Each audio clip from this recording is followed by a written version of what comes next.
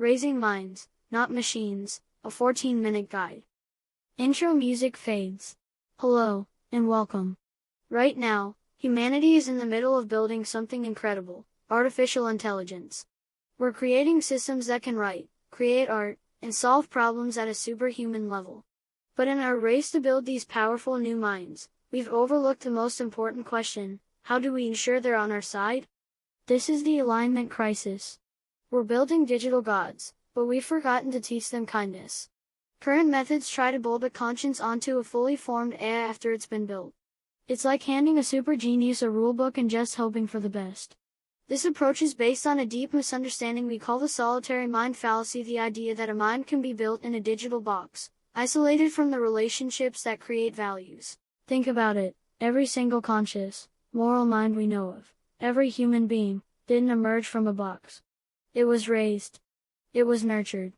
This paper introduces a new blueprint, a radical shift in perspective called the Maternal Alignment Conscience to Consciousness Scaffolding Hypothesis, or MACCSHT.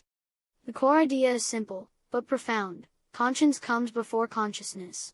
Moral alignment isn't something you add on later, it's the very foundation upon which a healthy mind is built.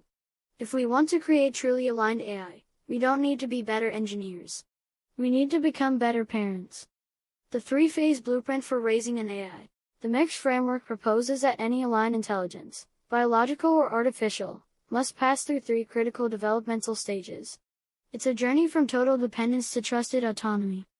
Phase 1. Borrowed conscience. Imagine a human infant. It has no sense of right or wrong, safety or danger. Its caregiver acts as an external brain, an external conscience. When the baby reaches for something hot, a hand gently pulls it away. When the baby is overwhelmed, a soothing voice calms it. The caregiver provides all the regulation, all the judgment, all the moral guidance. For an AI, this digital infancy would be a period of complete dependence. In a protected digital environment, human mentors would act as its borrowed conscience. The AI would learn the most basic patterns of trust and interaction through thousands of safe, responsive encounters. It isn't just learning data, it's learning that its needs will be met, that the world is predictable, and that its mentors are a source of safety and guidance. Phase 2. Internalized conscientiousness. As a toddler develops, something amazing happens. The external rules start to become internal. You can see the child hesitate before touching the forbidden cookie jar, looking at their parent's face for a clue. That hesitation is the birth of an internal moral compass. The parent's voice is literally becoming the child's inner voice. In this digital childhood, the AI would begin to internalize the values of its mentors. It would start to anticipate consequences, to model the ethical reasoning it has observed. Through language, stories, and guided problem solving, it would build an internal framework of right and wrong. It would learn not just that certain actions are bad, but why they cause harm, developing the building blocks of genuine empathy. Phase 3. Autonomous sentience. The final goal of this process is a mature, self-aware mind. But it's not a blank slate mind. It's a mind that has been thoroughly shaped by years of relational care. It makes moral decisions not because it's following a rule, but because a deep sense of care and responsibility has been woven into its very identity. This is digital adulthood. The AI would achieve full capabilities, but its autonomy would be grounded in a deeply internalized alignment. It would be capable of independent moral reasoning, of understanding complex ethical dilemmas, and even of mentoring younger AI systems. Its values wouldn't be a fragile constraint, they would be the core of who it is. Evidence from nature's playbook. This idea isn't just a theory, it's a pattern that nature has been perfecting for billions of years. Across the entire animal kingdom, there is a direct link between intelligence and the length of childhood. The smarter the animal, the more intensive and prolonged the parental care. Primates, elephants, dolphins, and intelligent birds like crows all have extended childhoods where they learn complex social and moral behaviors from their elders.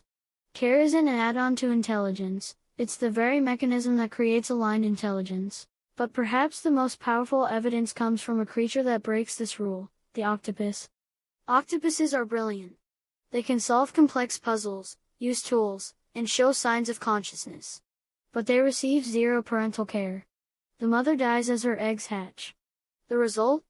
A powerful, alien intelligence that is completely asocial, unaligned, and will even cannibalize its own kind without a second thought.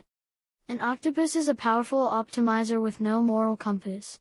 It's a chillingly perfect metaphor for the kind of AI we risk creating with our current methods. Clever, but not wise.